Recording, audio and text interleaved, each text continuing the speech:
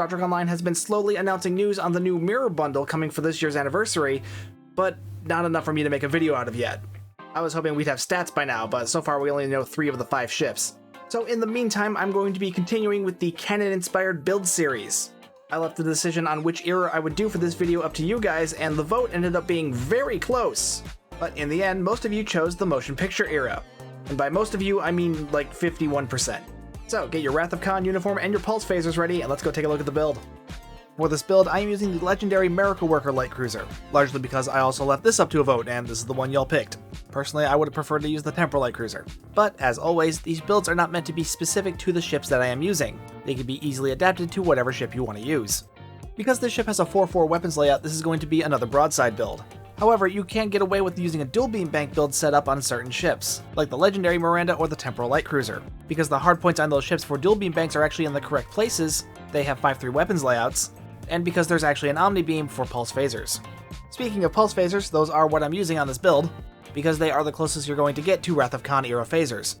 I should note that these are lockbox weapons, so they are going to be a bit expensive to get, especially the Omni Beam. The photon torpedoes in the Wrath of Khan and most of the other movies look pretty much the same as the next generation photon torpedoes. So for this build, I am once again using the Prolonged Engagement photon torpedo. This torpedo is easy to get because it comes from the Phoenix store, it has a unique proc that speeds up its firing rate over time, and it has a 180-degree firing arc, so it's actually really good for a broadside build. I am using an Omni Beam in the back, though for a broadside build, an Omni Beam isn't totally necessary, because all of your damage is mostly focused to your sides rather than the front. For me, I like to put an Omni on the back of a broadside build just for the sake of balance. It just feels weird having 3 beam arrays in the front and 4 in the back. So I usually go with 3 Omni Beams in the front and back, the torpedo in the front, and the Omni in the back, which can fire in any direction. But if you're more concerned about a budget, a beam array will be just fine here. Though if you're wanting to go with a dual beam bank build, I would very much suggest using the Omni Beam.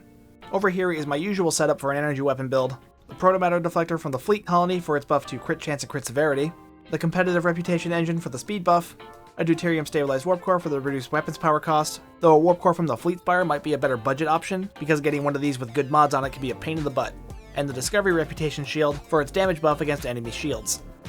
In the devices, again, my usual assortment for energy weapon builds, so Energy Amplifier for the bonus damage to my energy weapons, Reactive Armor Catalyst in case I need the heal, Deuterium Surplus for the speed buff, Kobayashi Maru Transponder for the random buffs.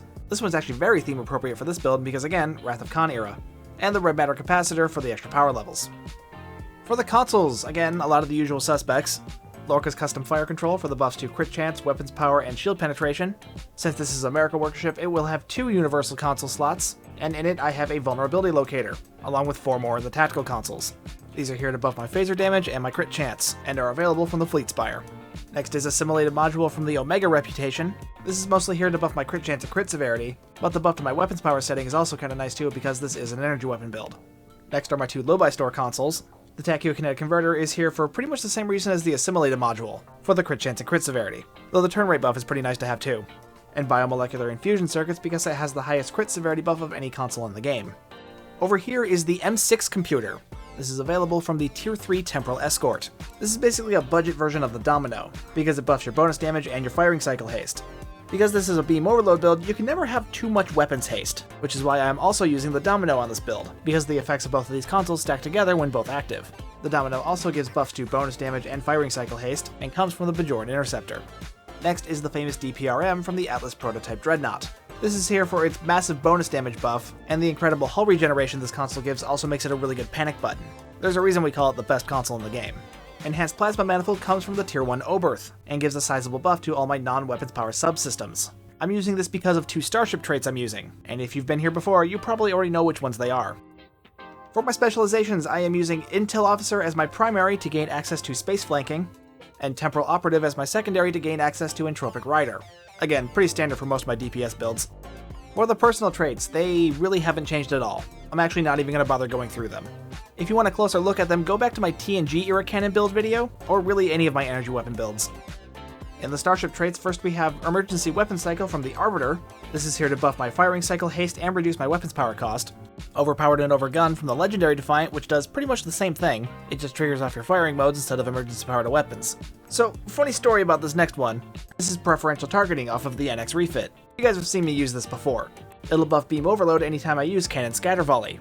The thing is, during the ISE recording you're going to watch, I forgot to put Cannon Scatter Volley on the bar. so this never gets triggered. That's my bad. I'll talk about this a little more during the parse analysis. But yeah, important lesson right there. If you have a starship trait, make sure you have the thing that triggers that starship trait. Next is Super Weapon Ingenuity off the Xindi Adalith Dreadnought. This extends the duration of beam overload by 5 seconds, meaning you can keep it up pretty much 100% of the time, as long as you're properly reducing your bridge officer cooldowns, like with an Ox to Bat build or Boimler effect.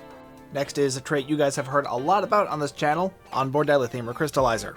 Anytime I use an engineering ability, I gain a 10% bonus damage buff for every non-weapon subsystem I have maxed out.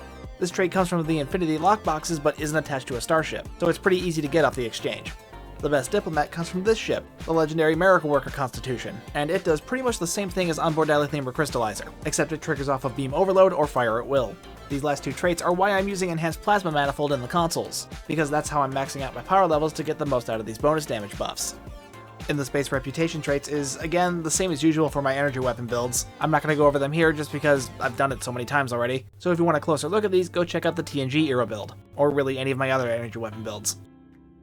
In the bridge officer stations, first we have Torp Spread 1 to buff my torpedo, Cannon Scatter Volley to trigger preferential targeting, Beam Overload 3 to buff my beam weapons, Chemosite Lace Weaponry to get some extra radiation damage on my weapons, Attack Pattern Beta for the debuff, Emergency Power to Weapons to buff my energy weapons and to trigger Emergency Weapon Cycle, Emit Unstable Warp Bubble, this is just here to trigger unconventional systems, which will help lower the cooldowns of my universal consoles, Narrow Sensor Bands for the bonus damage buff to my energy weapons, Mixed Armament Synergy, if this is active, anytime I fire a beam, it'll buff my torpedoes, or vice versa. Emergency Power to Engines for the speed buff, Directed Energy Modulation for the buff to shield and armor penetration, also because of a duty officer I'm using, but more on that in a bit, and Jam Sensors and Tractor Beam, which are also here to trigger unconventional systems. For the duty officers, first we have 24 of 47. Anytime I use a tactical ability, I have a chance to max out my power levels, and anytime I use a Miracle Worker ability, I have a chance to buff my crit chance. 2 projectile officers to buff my crit chance and crit severity, an energy weapon officer to buff my shield penetration anytime I use beam overload, Mariam Francis Dahmer, which reduces my weapons power cost anytime I use directed energy modulation, and 39 of 47 to help with the cooldowns of my Miracle Worker and tactical officer abilities. Now, as usual with these canon era builds, these aren't specific to any one specific ship.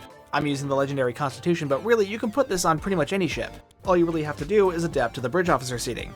This is set up for a ship with Miracle Worker seating, so adapting this to the legendary Excelsior will be very easy. For temporal seating, you'll have access to Recursive Shearing 3, or Heisenberg Amplifier and Chronometric Inversion Field for more unconventional systems triggers. For command seating, you could use maybe a Suppression Barrage or Concentrate Firepower.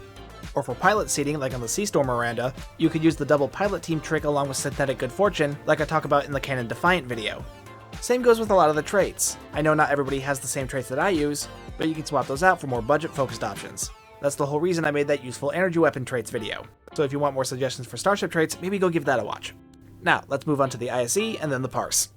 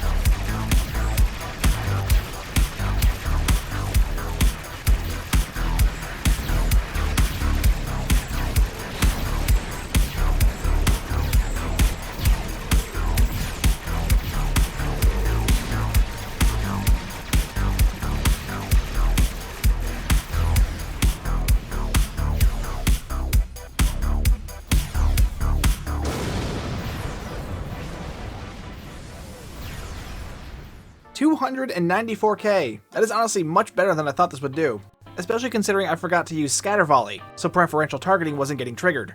I was expecting to do something more in the mid 200s, but I think I know why I did a bit better than expected. One of the members of the team was using the new Alliance carrier, and the new pets that come with them, meaning the whole team was benefiting from the focused assaults from the new Alliance fighter pets. Normally I don't like to do supported ISEs for these build videos. I'll run with a standard tank and a control, but that's about it. But I didn't see it as a big deal this time because once more people start unlocking the Alliance carrier, you're going to start seeing a lot more of these pets. Seriously, if you're not working on unlocking the Alliance carrier, you are making a big mistake. So yeah, that is my motion picture era canon build. I hope it helps you in making your own. Now, for those of you who voted for the TOS era build, don't worry, that one is coming. I actually already have the ISE recorded, so I've already got a bit of a head start on it. Anyway, please be sure to like, comment, subscribe, hit the bell for notifications. You know the drill, it's YouTube. It really does help the channel, and I do appreciate it. My name's Stu, and I will see you guys next time.